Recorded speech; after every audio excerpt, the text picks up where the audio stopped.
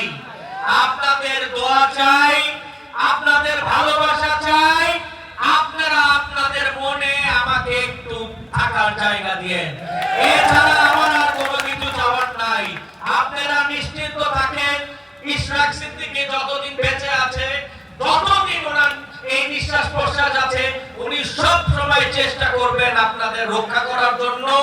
আমার বাবা যেভাবে আপনাদের রক্ষা করে আসছেন, আমিও ইনশাআল্লাহ আপনাদের সেইভাবে রক্ষা করব এবং আপনাদের সকলকে বাংলা